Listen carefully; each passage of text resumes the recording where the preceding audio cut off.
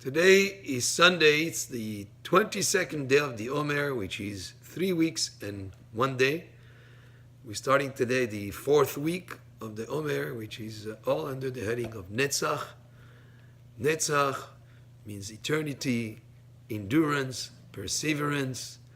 It means also to be victorious. It means also to conduct. All these aspects are connected with the word in Hebrew that is Netzach. And Netzach also refers to the Torah, which is the eternity of the Jewish people. And today we focus on the aspect of Chesed shebanetzach, which means loving kindness within endurance, within eternity. And there's more than one way to explain it. One way is really for something to endure and to continue. There needs to be a certain amount of loving kindness in it. When you bring loving kindness into what you do, into what you're involved in, that can have endurance. If what you're doing has no feeling for it, if a person is involved in a project and doesn't have a love for the project, he doesn't have that kind of a feeling of affinity towards the project and towards what he's doing, then he will not endure. He'll be just temporary. To have endurance, Chesed is an important aspect, loving kindness.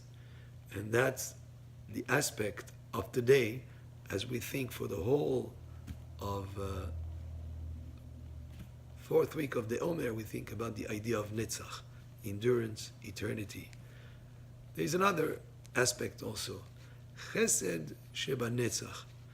Netzach is the eternity of the Jewish peoples through the Torah.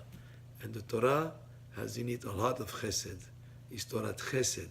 There is kindness that is in the Torah, in many aspects of the Torah. So that's what we think of today on the 22nd day of the Omer, as we go step by step, getting closer to the day of Shavuot when we receive the Torah, and every day we focus on another aspect of spirituality. The parasha of this week, Parashat Omer, begins with the sanctity of the Kohanim.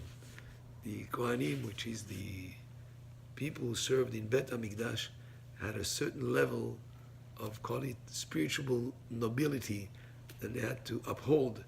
And because of that, they are restricted in terms of who they can marry and in the fact that they shouldn't go to a cemetery in order not to become tameh. These are all rules that are there to set up the kind of atmosphere around the Kohanim to keep them pure and sanctified, to be those that are serving in Bet HaMikdash in the Holy Temple.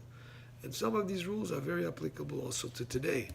I mean, today, even the Kohen today cannot marry a divorcee, or he cannot marry someone who just converted, that these are restrictions that are also the Kohanim have to uphold today.